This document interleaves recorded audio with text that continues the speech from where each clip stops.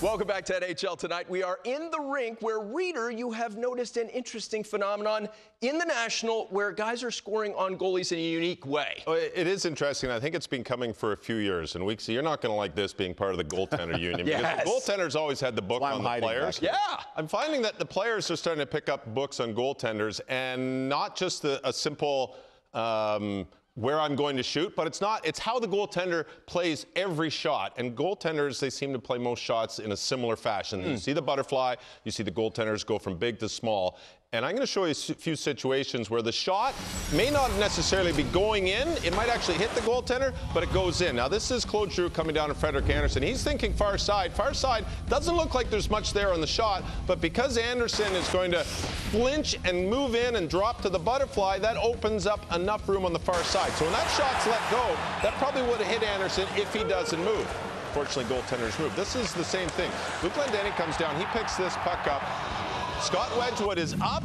You can see Wedgwood's pads going to the ice, and as Wedgwood drops, you get a great shot of this going under the bar. If he stays up, when he releases that puck, that opening's not there. This is a great short side high shot. We see it a lot of Clutterbuck going short side high. And how about this one? Crosby knows that there's an opening behind Lundqvist's legs. He throws it to that opening because he knows that knee is going to be bent. There's going to be space about 16 to 18 inches off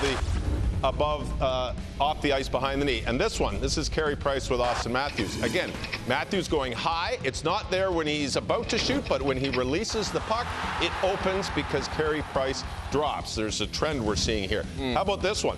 This is against the Blackhawks. Forsberg and net. Matthews looking to pass. Look at that small opening. Matthews isn't looking at the opening, but he knows that's where he's shooting. And as he starts the shot, that opening, Forsberg's dropping, that opening gets bigger and bigger. And guess what?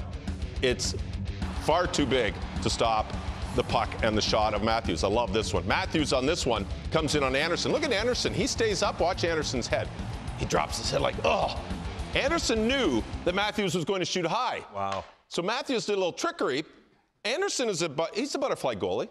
He would have dropped, but he's thinking, no, you're coming in a breakaway. You're going high. I'm staying up. Guess what? Matthews had his head up, saw he was up. Well, if you're staying up, I can shoot 5-hole. That's exactly what he did. It's interesting how the scoring's up this season, and this might add to it because the players are very accurate with the shots. But it used to be you come down, and I'd look at Weeksy and I'd say, okay, where can I go? I've got a spot here, and I might try to shoot at that spot. Now I'm thinking I'm going to go right through your shoulder because I know when I shoot, you're going to be on the ice, and then your shoulder's not going to be there. Your shoulder's going to be lower than the crossbar. So it just seems that a lot of these goals are going in from quick shots, and it's as the goaltender's moving one direction, the puck is going right where the goaltender was. Fascinating. What did the goalie union, what do you say on behalf of the goalie union?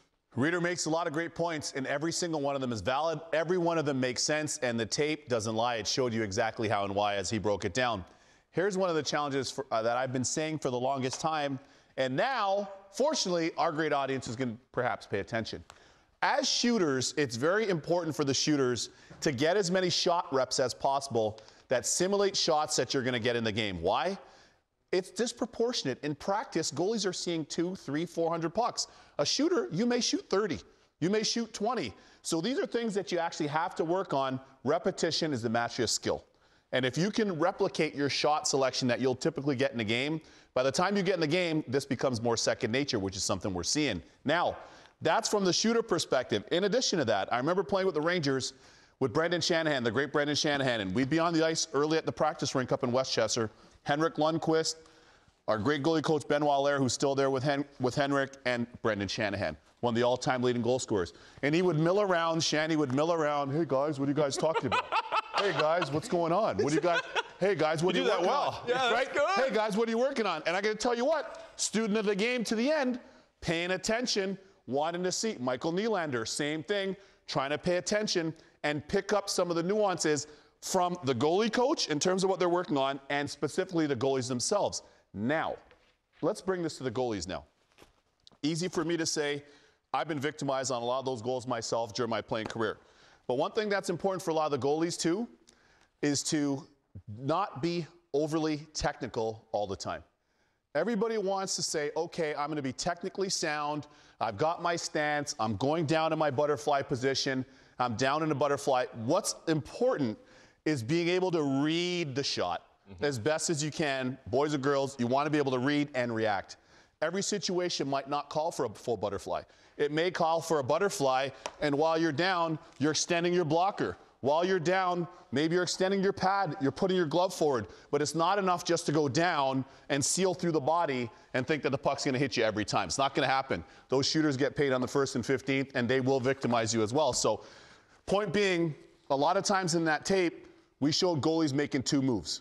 So let's say if that puck's going to the blocker side, you're down, and then the shot's taken, and then you're trying to react blocker side. You got to be able to read where that's going initially, where that shot's going as best you can. A lot of guys disguise the releases, but that's incumbent on the goalies to be able to read and react. Never, ever sacrifice instinct, reading and reacting for the technical benefit of playing the position. It's really important. You guys have given us a lot to think about. This is awesome. The nuances, the details. I heard a coach once say, take game shots from game spots at game speed, which is your point about practice. That's awesome.